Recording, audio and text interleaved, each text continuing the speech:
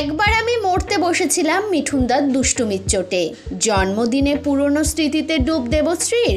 গতকাল 16ই জুন ছিল বাংলা ইন্ডাস্ট্রির হার্টথ্রব মিঠুন চক্রবর্তীর জন্মদিন। তার নায়িকা হিসেবে যতজন তালিকায় রয়েছেন তাদের মধ্যে অন্যতম একজন দেবশ্রী রায়। তাই প্রিয় অভিনেতার জন্মদিনে পুরনো স্মৃতি ভাগ করে নিলেন তিনি। নদী থেকে সাগরে বলে একটি ছবিতে প্রথমবার মিঠুনের বিপরীতে কাস্ট করা হয়েছিল তাকে।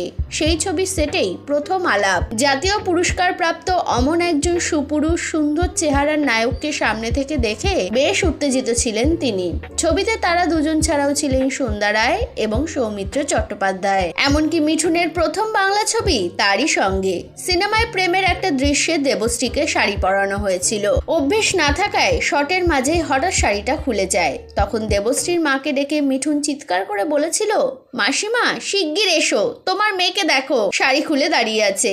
তারপর থেকেই দেবশ্রীর গোটা পরিবারের সঙ্গে অভিনেতার সম্পর্ক গড়ে ওঠে। সেটে সবাইকে মাতিয়ে রাখতেন, সর্বক্ষণ হই হুল্লোড় আর দুষ্টুমি। দেবশ্রীকে রাগিয়ে ভীষণ মজা পেতেন। একবার তো তার দুষ্টুমির চোটে মরতে বসেছিলেন অভিনেত্রী।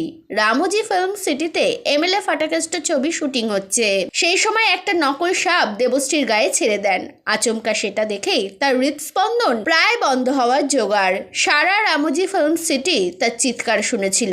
রেগে গিয়ে ভীষণ কথা শুনিয়েছিলেন মিঠুনকে, যদিও সেসব গায়ে মাখেননি তিনি। বরং দেবশ্রীর দিদি কৃষ্ণাকে রসিয়ে রসিয়ে বলেছিলেন, তোর বোনকে যা রাগিয়েছি না।